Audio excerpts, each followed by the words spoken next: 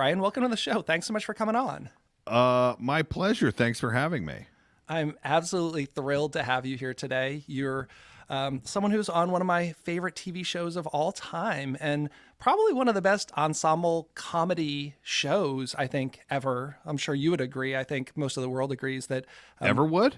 I mean, I mean, come on. You're on the Office, looking at the people who've come off of that show. It's just, when you guys were doing that, did you have any idea how special that show was or was going to be? Or did you think you were going to get canceled like after the first 6 episodes? No, we thought we were going to be canceled after 6 episodes. But I knew that the people that were working on the show, how the show was constructed, the types of things that we were talking about, meaning social issues, issues of race and gender and sexual harassment, politics surrounding the office place. I knew that it was cool and different. I just figured it was too different and people were not going to give it a chance to stay on. So that's the 2-part answer to your question. Yeah, we all sort of thought we were done after 6 and then again after just 12. But from the beginning, it wasn't because I didn't think that what we were doing was valuable. It was because I just thought it was going to be too different, too bold at that time to survive on network television.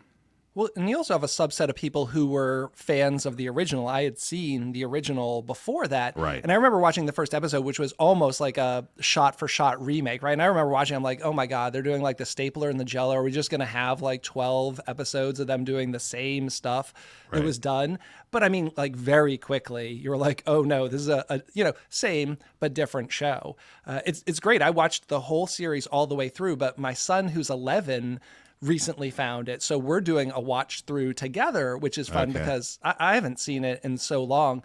Although, weird things come up. Like my son also didn't know that anal fissures were a thing, that I had to explain to him. 11's a little young. I'm not going to lie. I mean, it's a mix. It's a mixed bag. It's certainly not unprecedented. I mean, I have people come up at like 7 or 8 years old and I'm like, I don't know. My kids are 6 and 9. They have not watched it yet, to be clear. But that's also partly, I think, because it's kind of weird.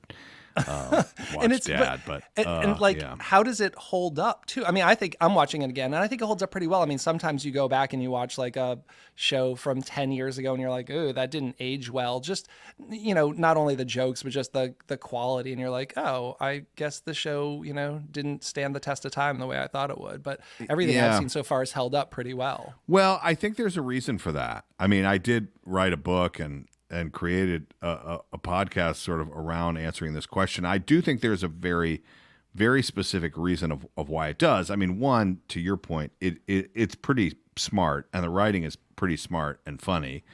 But two, it's a documentary, right? I mean, it's a mockumentary, but it's a documentary. And so what happens is that because it's shot in that way, it is literally a show about a very specific place in a very specific time in a very specific city, state, region. And so if you go back and you watch a documentary, say, about the 1960s, you don't look at that and say, oh, that's dated, right? No, because it was about, that's what it was. So I think particularly early on, the lack of an iPhone or even, smartphones in general. I mean, that we sort of birthed that sort of happened while we were on and the show sort of morphed with that as that a whole sort of new era of tech was beginning and then thriving. So I do think that's why psychologically you don't have that oh, it's dated because, I mean, you don't make fun of, you might make fun of what people wore in the 60s, but at the same time, you don't go, oh, this is a dated documentary. You're like, oh no, well, this is about what it was. So our sort of timeless, this also helps, the sort of timeless department store, to be nice, basic work attire. It just sort of is what it is as well, right? Yeah, and I have to I have to say, when you say work attire, really quickly, I went to a concert a couple weeks ago and I wanted some new clothes, and I went to Goodwill and I accidentally bought a woman's shirt that was in the men's Ah, section, and yes. I didn't realize it until I was in Baltimore at a show and went to button it, and I immediately had to come home and find the Michael Scott women's suit episode. And watching Yes. that the first time, I never thought I'd be the guy who bought women's clothes and wore them out and wouldn't notice. Yeah. But one thing I really noticed, especially as I've watched it again, is how dramatic so much, especially as you get into the Jim, Pam, Roy, like uncomfortably so. Like for all the humor in it and the cringeworthy like Michael Scott jokes, watching that made me uncomfortable. Where like maybe Jim and Pam are flirting and Roy comes up and like catches them and is like, what's going on? Like I felt like getting anxiety and tension. So there was a lot of that. It showed a lot of depth to the show that wasn't just this comedy, but there were a lot of those moments where you could kind of feel that, and it almost made me feel a little uncomfortable, but in a good way, showing that it was such a well-crafted show. Yeah. I mean, there is a whole, which, I think, the show sort of brought back at least and showed that it can thrive on network television, is this whole notion of cringe comedy. So there is a part of that. And part of it is the inappropriate things that are being said largely by Michael, but also just the way that it makes you feel. And I think that there's a part of it is the way the show is shot, which is a little spy-y, it is. And the fact that, there was a decision had to be made in every scene, which added another layer to the show than essentially any other show, which is, as this interaction is playing out between these people, are they aware that the camera is there? Are they acknowledging that the camera is there? Or is the camera hiding and they are being filmed unknowingly? And sort of how that dynamic, just in and of itself, changes behavior, makes a moment different, right? Like you can particularly see it, in the Michael Scott character. Like, is he performing for the camera? Is he getting caught by the camera, or is he unaware that the camera is filming him at all right now? And how that alters his performance gives just a whole other layer than exists anywhere else, where you're watching a television show and you are just, it is just being filmed as this sort of like, I don't know, third person omniscient being that's just showing you the action.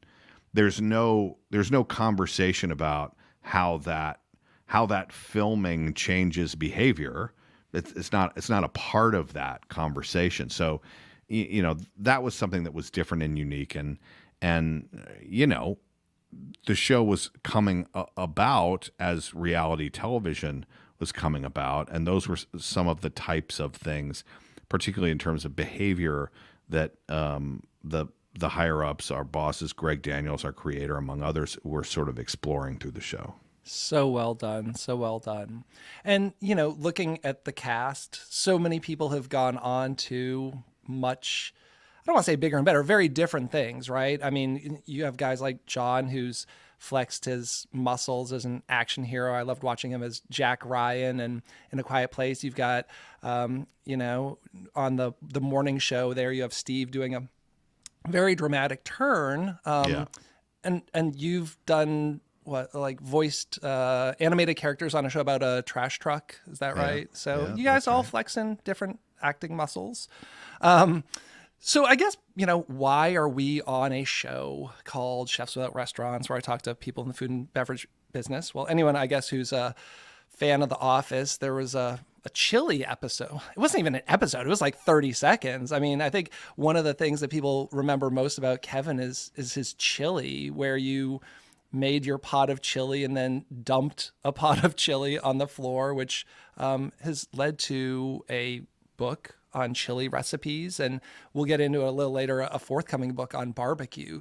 So I want to talk about that chili episode a little bit. How was that presented to you? Like, did you just get a script one day and they talk you through, like, you're going to make this giant pot of chili and you're going to spill it on the floor and then slop around in it? Well, I mean, it wasn't really presented to me. I mean, we had, I mean, if things were running smoothly, I would say as we were shooting an episode, which was, one episode was 1 week, so Monday through Friday. And I would say on about a Tuesday or Wednesday of that week at lunch, we would read, as a group, the next week's episode. So that was it. I mean, we read it. And someone has told me, I had forgotten this, and this was, I'm sure very, very well researched people from the internet. It's where I heard it, and I still haven't gone back. I don't even know how I would reconstruct it. That I guess some writer said that this was originally supposed to be the open of a different episode. So we had read it and then ended up not shooting it. And then it subsequently came up and they sort of just took the entire thing and put it, because that was we called them cold opens on the show, was the idea being that by and large, our episodes existed in one day, beginning to end.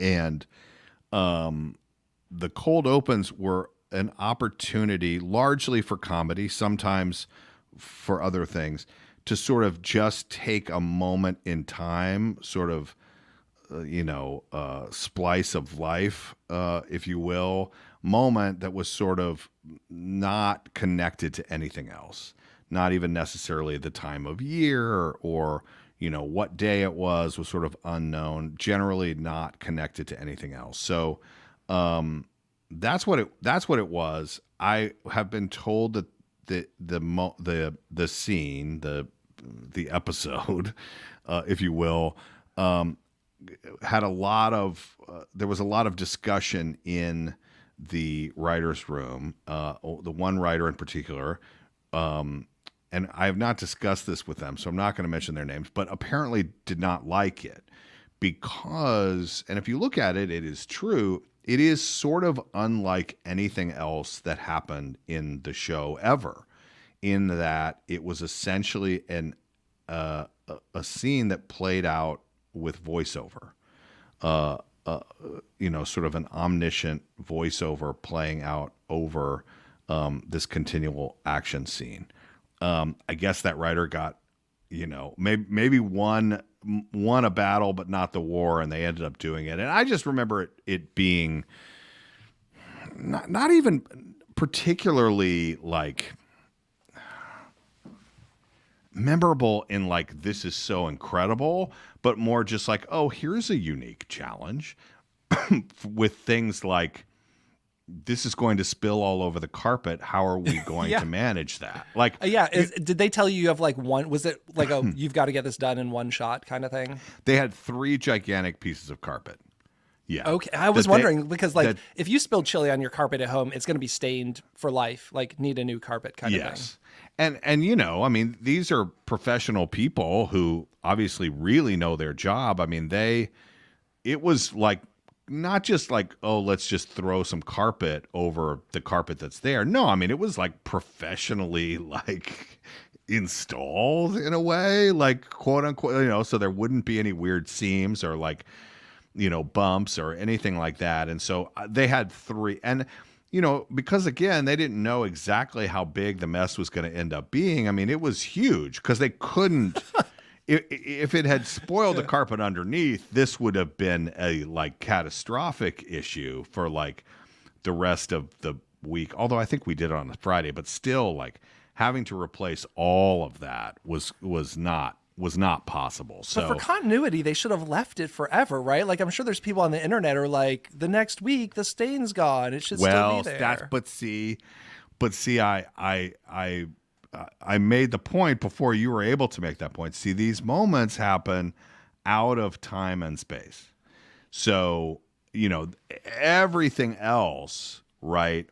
Very super realistic, if you will, in terms of the amount of time something would take, or, the progression from morning till night and how someone looked. And, all of that they were very, very, very, our script supervisor and continuity were very careful. The cold opens were a little more like, well, yeah. I mean, like what? Dwight's desk gets, Yeah. wrapped like,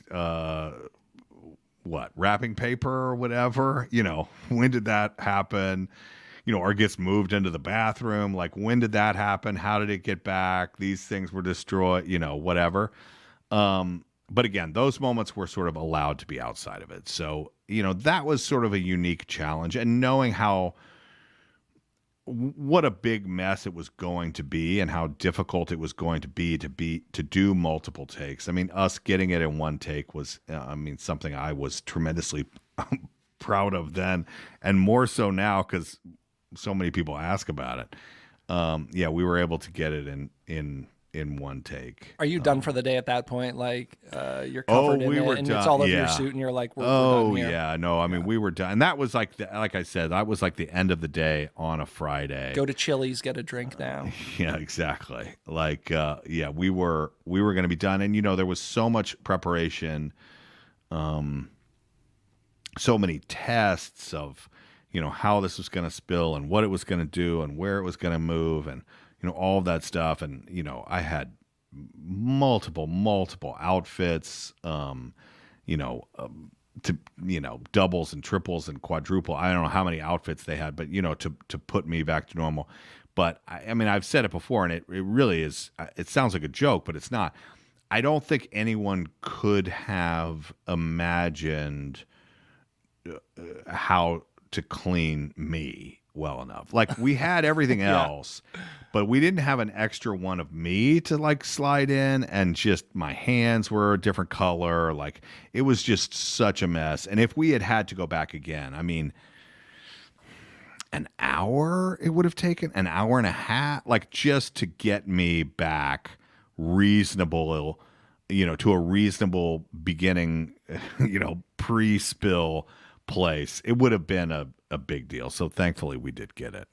Well, you are an actor, a superb actor of our time. So kudos to you. Well, and you've been immortalized as a Lego minifig. Do you have this set? I'm sure you've seen it. I do. Right? Of Kevin Actually, with the here. Like, how crazy is that? I mean, isn't that something we would all dream of? The thing I find interesting is that your head is so big, like it's in two pieces, right? Where you would normally maybe have like a hat or something. Is your skull removable? Like, I don't own it, so I've seen, but it looks like you almost have like a cut on the top of your head, the way like Frankenstein did. Like, you could pull off the top of his head and see his brain. Is that Frankenstein? I mean, here it is. I'm not even lying. It's right here.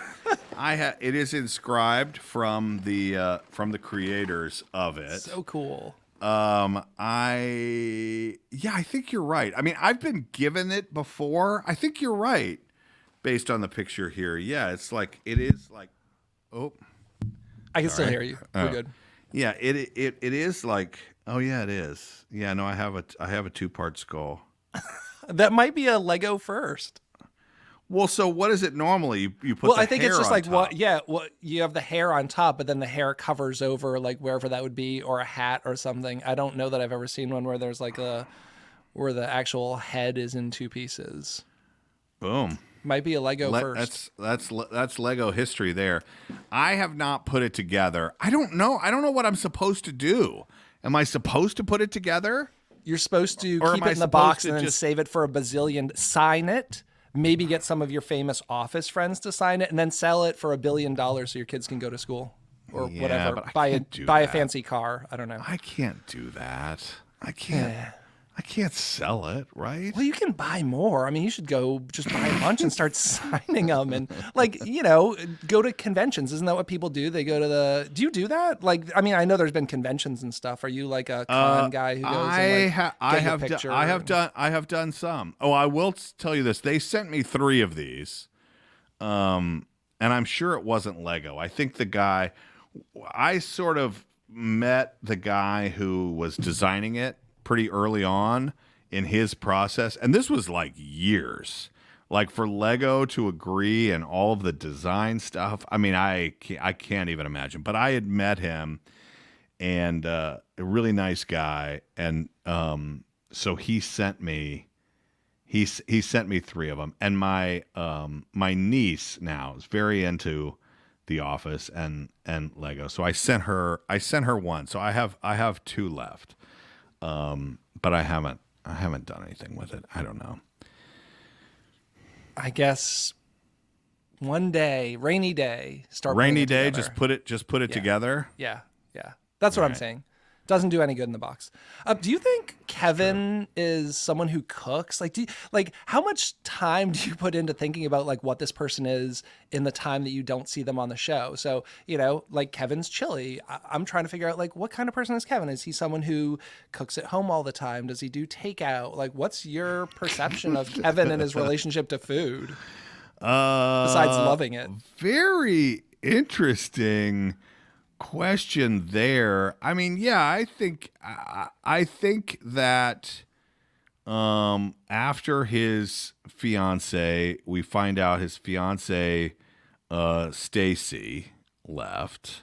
I think probably pretty solitary and probably a lot of takeout and just totally fine with that. But yeah, I mean, he is tremendously proud. I mean, look, without getting too cheesy or sentimental, I think it's what the show is about, right? I mean, the very last line of the show tells you what it's about, which is there's beauty in ordinary things. Isn't that kind of the point?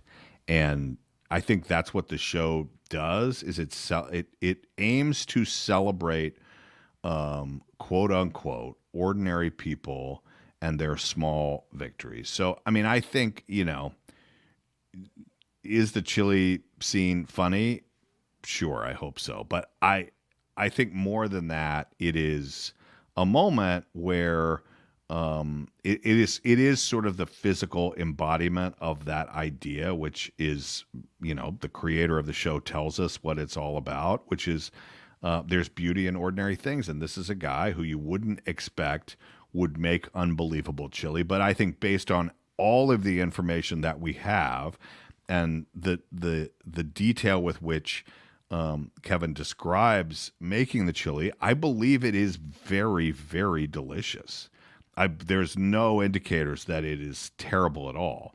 It's a tragedy that he doesn't get to share it with his office workers on this particular day. But see, I think there were days, he tells us once a year, he likes to bring it in, that he brings it in and people enjoy it.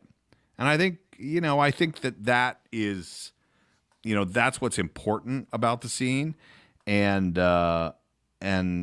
yeah, I think it's something he's proud of. So, is he making, pasta or whatever every night? I don't know about that, but I think there are a few things that he does well and he enjoys doing it. Well, and it's interesting because I think of both like chili and barbecue as those kind of things too, just a reference point. Like my dad is someone who I would not say is a cook, but has maybe like 1 or 2 recipes in his arsenal. And guys, tend to sometimes gravitate towards like the grill and barbecue and smoking and stuff like this. I also wondered if, I've worked in enough kitchens where nobody's around, you scoop that stuff up and still serve it. And as as I was watching it, you're scooping it back into the pot with the manila fold or something, and like, oh, maybe if no one is around, it's just gonna go in the break room and serve that up. No, I don't. Look again. If you go to when everybody showed up that day, that carpet was stained. Mess. Yeah, there is no disguising that for sure. So you've managed to turn this 30-second clip into a whole cookbook thing there. I need to get your PR people because man. So you put out a cookbook. chili a couple years ago. I'd love to, I think there's a good transition into that book. Like, what, how and why did that come about? Was it something you had thought about like as far back as when the show was on, or was it like when the show was over, you're like, yeah, you know what, maybe we can turn this chili thing into a cookbook? Well, I think it was more.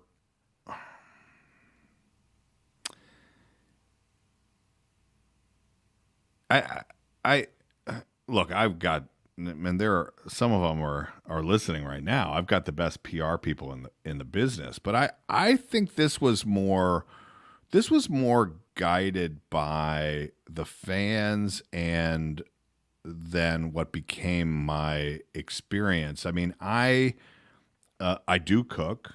I love to cook. But I had never made chili. I mean, that wasn't something that I grew up doing, or I had, or more specifically, because there were a lot of things that the writers sort of got from the actors. So I think in that way, it's a fair point. Like, was this something that the writers knew that you enjoyed doing or were good at? No, it was totally disassociated from me at all. So this was not Brian's chili as No, Kevin's this had chili. nothing. No, like, well, like an obvious example is, or two examples is like me making 13, 15-foot basketball shots, that was not faked. Like that was me. So that idea came about because of me. Do I like to gamble and play poker? Absolutely. Was that aspect of Kevin, maybe did that come from me? Absolutely. Chili? No, not at all. And so I don't even know why. I can't really go back and honestly tell you why, except maybe I just thought it would sound good. This was years after. And look, let's be honest. I mean, it happened years after, in part because the show just kept getting more and more and more and more popular. So it wasn't like, 5 years after the show or whatever, like, oh, let's go back and do this thing. No, it just had kept getting brought up. And I sort of spontaneously, with absolutely no agenda or anything, made chili. And then there wasn't even a plan, but then like I was finished making it and thought, oh, yeah, like, oh, I made that chili that time. And that's kind of a big deal for people. Let me take a picture of it and post it on Instagram. And then people went nuts. And I was like, huh, this is interesting. Like, okay, I didn't know. And, part of it was by then I could post there was a time there, right? Especially Instagram was like a food posting, like people would post what they made or whatever. Or I would be at a restaurant even or whatever. And the comments would just come like, well, why aren't you eating chili? Or where's the chili? Or don't spill the chili? Or, does that go good with chili? Or like whatever. It just sort of kept coming up. So I had the opportunity to go to like the World Championship Chili Cook-Off, to name one, place where this was being made. And I had started to make it a little bit more, sort of play with like a recipe that I was sort of, quote unquote, perfecting or changing, like you do with chili and well, really barbecue too. And had an opportunity to meet the folks at this World Championship Chili Cook-Off. And this is not like something that somebody invented last year. Like it's been going almost 60 years, and got them to agree to include a bunch of recipes in a cookbook. And so that sort of came out of that sort of experience with the world of the world of chili, the sort of the culture of chili, and me learning way, way more about it. And, I mean, I tell people like before the book or anything, it was like, there's 177 chili recipes in that. Like I thought there were 3 recipes for chili. I thought there was, well, maybe 4. Like there was mild, medium, and hot, and with or without beans, like, so however many combinations that is, like that's sort of what I thought, like how much can you really do with this? But then learning it, and there's chicken, and there's white bean, and there's brisket, and there's ground beef and turkey. What do you think of and Cincinnati vegan. chili? Do you get down with that? Have you ever had like Skyline chili like at one of the places I'm not going that's to known mention for any. it? I'm not going to mention any brands specifically, Sure. but I am familiar with Cincinnati chili, and in fact, my father, and his, my grandparents grew up in the Cincinnati area, and so I have had the opportunity to have Cincinnati chili a lot. It is not my thing. The chili over noodles, I don't need that. So it's not really my thing. But hey, to each their own. As far as I'm concerned, I don't need to judge it. It's just not my thing. Like for me, chili has beans in it, and I spent some time in Texas. I don't want to make anybody mad. Actually, I was in Texas last week, and I said something about it. And these were Texans. This wasn't like, like transplant. And they were like, oh, that's like a whole archaic thing. We don't, because I've always been told like, oh no, they'll fight you on this. Oh yeah, that's what I've heard too. Yeah, like no, they will fight. And why is that such a big deal? Beans. These and chili? people were like, oh no, who cares? No, like we eat it with beans or without beans, or like. And I was like, oh, okay, well, there you go. I learned something new. I probably had a big deal in my cookbook about how it's fighting words, because that's what I've always been told by people. But maybe that's more outsider. I don't know. I don't want to get into this debate. For me, it's beans, but also there are amazing recipes that don't utilize the bean. So what about cinnamon? You have any chili recipes that have cinnamon in them? Because that's there are some in there with cinnamon. But here's the thing that I learned from, and I'm not saying cinnamon is bad, but particularly in this competition world, cinnamon and brown sugar,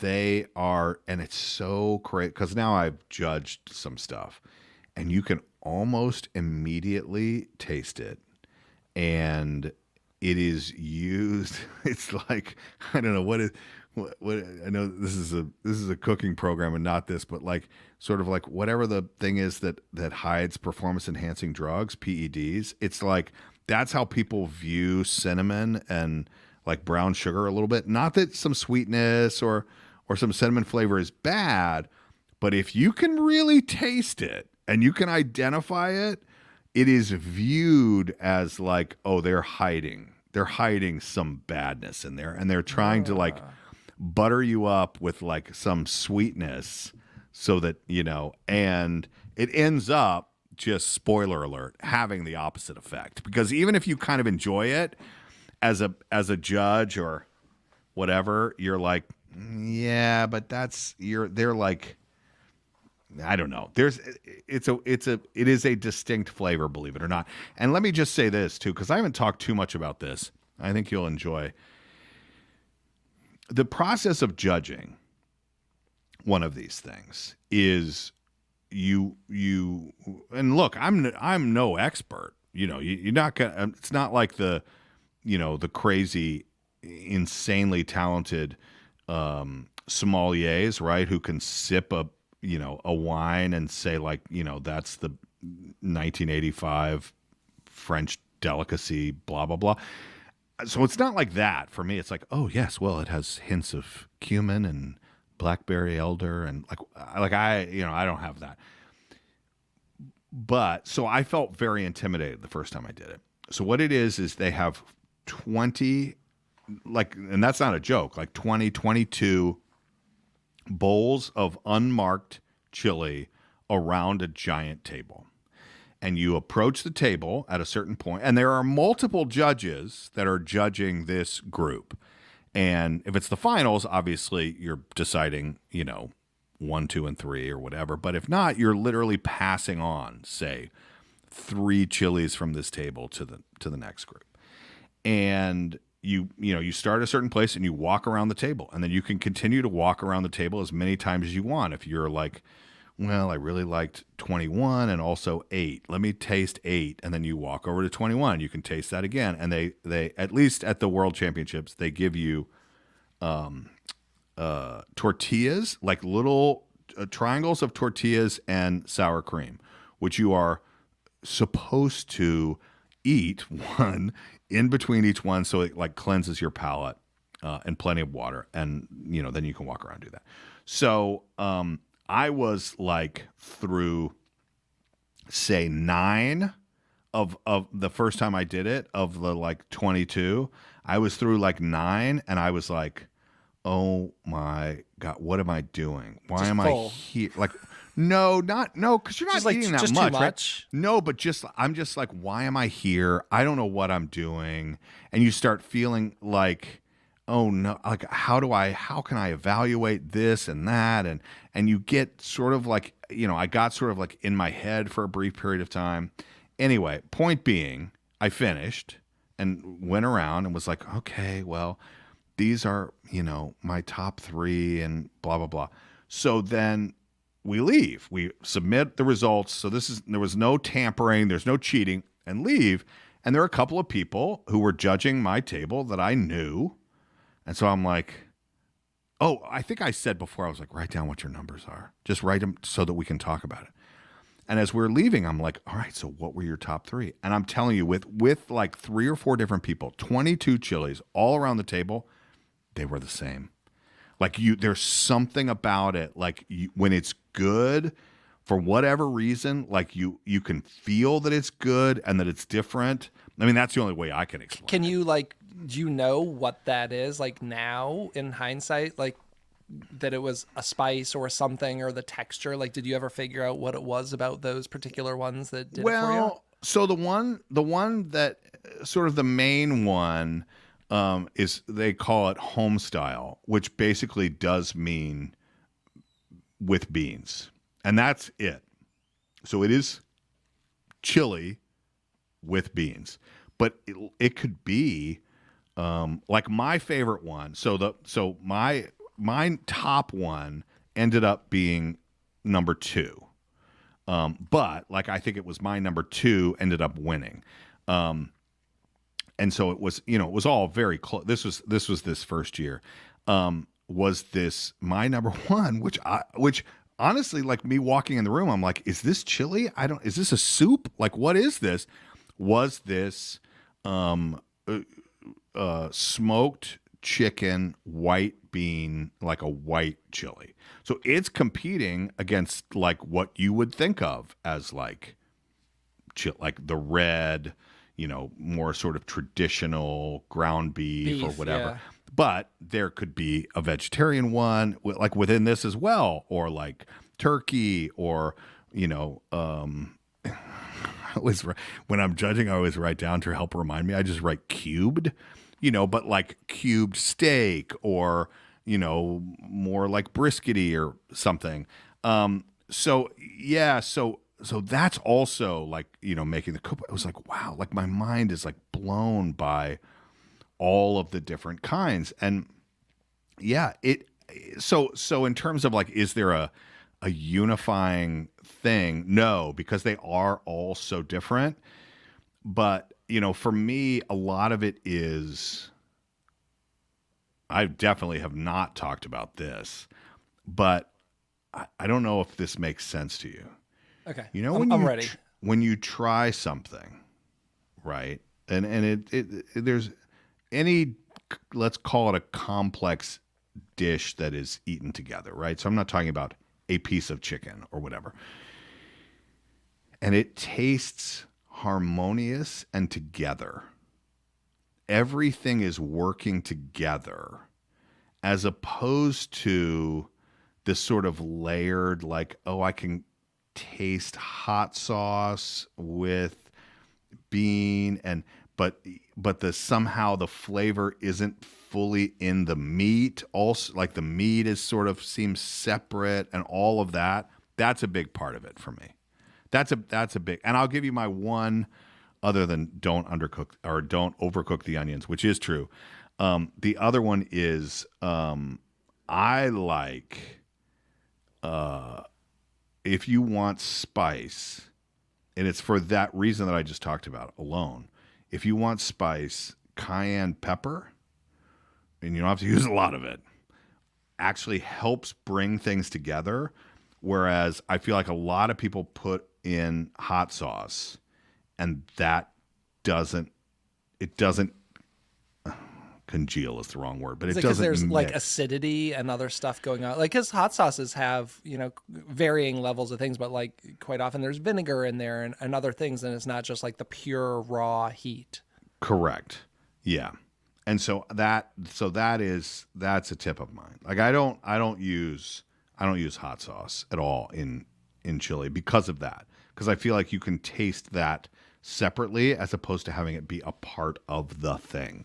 Yeah. It's like music, right? Like good music is, 5 or however many, 10 instruments and things coming together harmoniously. But sometimes you hear something where it's like, wow, are these guys even on the same page? Like, I don't want to Right. hear the guitar and the drum like separately. It should blend a little together. And I think any, creative thing, yeah, I see a lot of parallels with that in my mind. Yeah.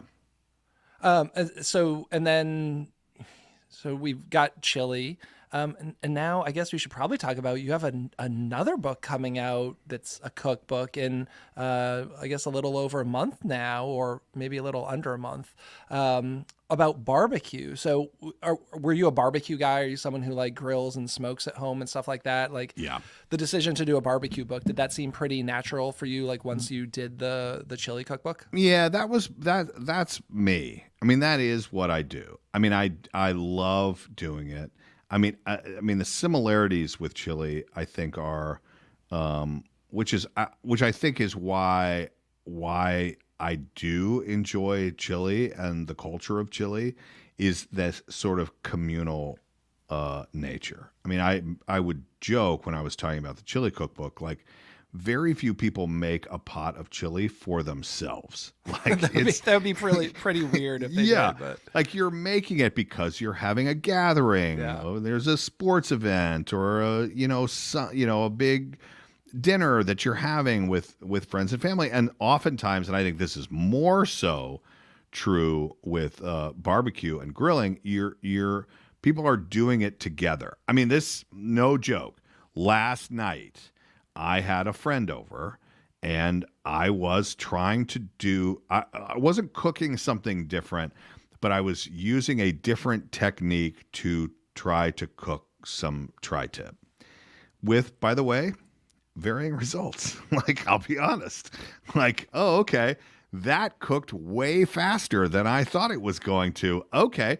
But I mean, this was, tri-tip is not really a slow cooked meat, but still like getting the getting the wood, because we used fire, getting the wood sort of just right, and how long that was going to take, and getting the temperature and all. I mean, we were outside.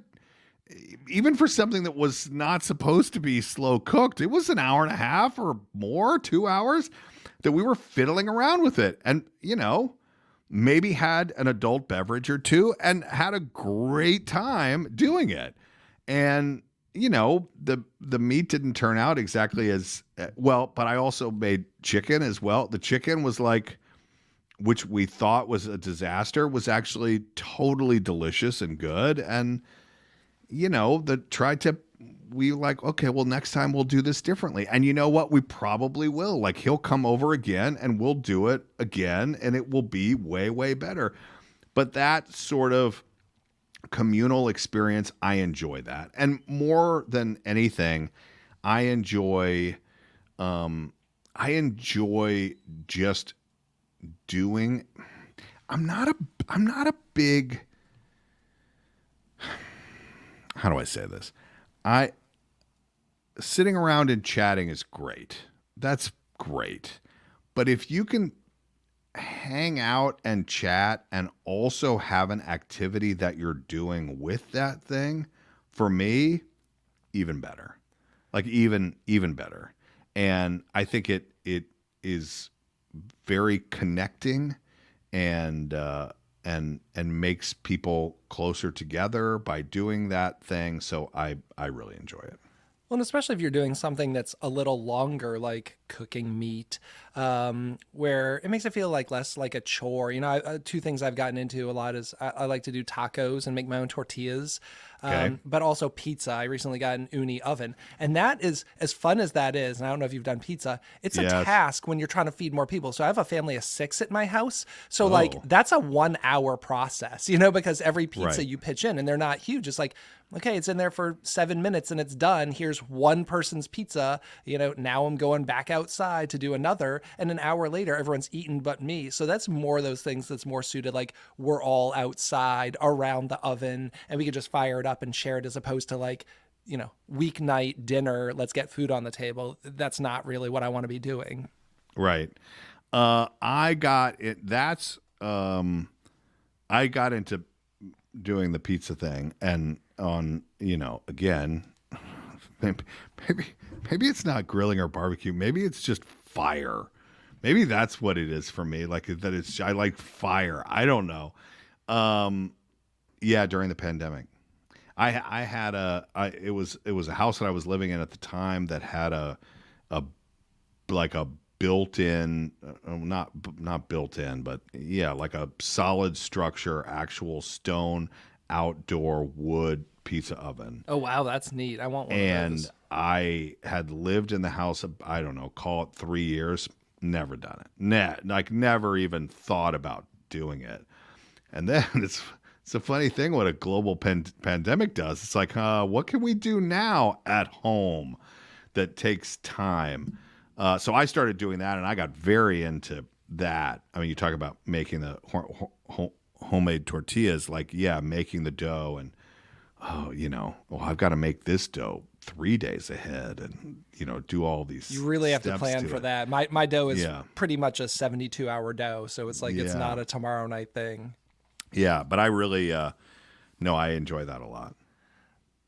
Barbecue sauce. Do you have a preferred? I'm not going to talk about best, but like if you had a sauce, do you have like a style that you tend to prefer, given your choices of all of them? Say. Not so much. I mean, I feel like, so I'm from Georgia, which I do think is barbecue and specifically what you're talking about, that barbecue sauce is a very big part of the culture, but I don't view it, at least myself, and I don't want to make any of my old compadres feel bad. I don't feel like there's a defining thing with Georgia barbecue. Like Carolina is very sort of specific, and Kansas City as well, Texas. So you have these Memphis. You have these regions where there is sort of a very specific style or flavor, and so I don't feel like that's true in Georgia, or at least where I grew up and what I was doing. I feel like it was just like, sauce. Like, okay, all right, right, yeah, sauce. Okay. So in terms of what I use now, I'm gonna answer your question by not answering your question at first, because I think that something I talk about quite a bit in the book, which is different from how I grew up, where it was just make it and then slather sauce on it, is for me really having the meat be the star. And so buying high quality, well sourced meats, the difference in flavor as well is just huge. I mean, it really is. And so I've been exploring much more recently with using rubs, less about the sauce than anything else. We made this one last night, which is not. It's not really. Are you familiar with? We didn't make this. Sorry, I did a rub, and then we used this. It's called the brand. I think it's the brand. It's called Japanese barbecue. Oh, yeah. I mean, like there is one that I feel like is called Japanese barbecue that has like a white label on it. Like, Yes. Like they have it at Costco now, I think, like a giant bottle. I've never used it as like a cooking sauce. Like my son loves to have it on the table and it's just like, we'll put it on things, but I've never done it as like a saucing and cooking kind of technique. I did that last night. It's interesting because it's not. I mean, it's a. And again, this doesn't really answer your question, but it's what I'm thinking about today because I'm like, it's way more in the like teriyaki. It's like the weirdest combination of teriyaki and barbecue Yeah, sauce. it definitely has like a soy component if we're thinking about the same one. And Yes, it's exactly. it's not thin like a vinegar barbecue sauce, but it's definitely not thick like a ketchup based barbecue sauce. It's somewhere in the middle, almost like they did like a cornstarch slurry kind of like thickening Yeah. job on it. Or there's I probably some think emulsifier in there. yeah, you're right. Yeah, I thought it was quite good, by the way. So that's but usually I would say that I tend to, especially if I'm just like buying a rub, I would say that I tend to move in the Kansas City sort of that sort of flavor profile, which is a little sweet and also some smoky stuff sort of built into it as well. That's probably the one that if I'm looking for something new to use, I'll do that. But I am definitely utilizing more the rub where I feel like when I was observing more as a kid, I feel like I don't know there was a lot of rubbing happening. No, No, I no mean pun we intended. never in my house. I It mean, was it was just sauce. It was a lot of sauce. yeah, yeah, Yeah. us too. I mean, I grew up in the '80s, and if we did ribs at home from scratch, it was maybe salt and pepper, and they went on the grill. We didn't have a smoker, and you got the very thick Casey Masterpiece or whatever the brand was back then. We probably bought the store brand. That's just ketchup, high fructose corn syrup, and a little vinegar and some spice in there. Just put a shit ton on there, and Right. that was ribs. Yeah. I grew up in Massachusetts, so like nowhere with a history or Okay. culture of barbecue. Yeah. Okay. What about sides? Do you have favorite sides? Like if you had, going to a barbecue place and you got the meat and three, what are the three?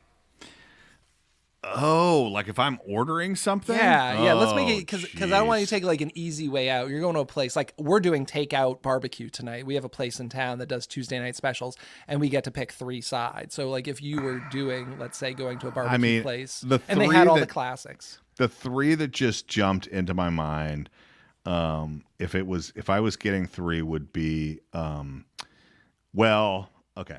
I'll give you four because it kind of depends on Okay, that's how fine. they are. But the three I would say mac and cheese, coleslaw, and baked beans. Those are good ones. Those would probably be mine. Yeah. Now, if I would probably be scared to order it unless I knew that it was good and what I wanted. I live in California now, and I do appreciate and love this that we don't cook the hell out of vegetables here. We actually taste what they taste like and so forth.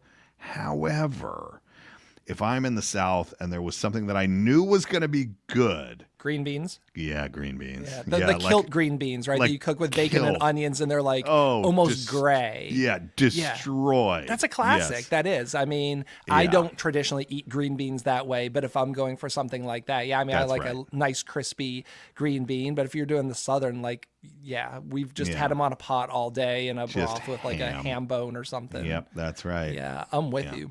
Are you planning on doing any like cooking promo type stuff? I know you've done like Binging with Babish and Nick DiGiovanni and Today Show and all kinds of cooking things. With a new book coming out, are you planning on doing any social media cooking videos or anything like that? I think it's in the works right now. In the next few weeks, yeah, you may see me on some of those guys again. What's funny is when I had the experience before, I enjoyed the hell out of all of those guys and gals. I mean, you mentioned three right there. Also, Joe Volpus.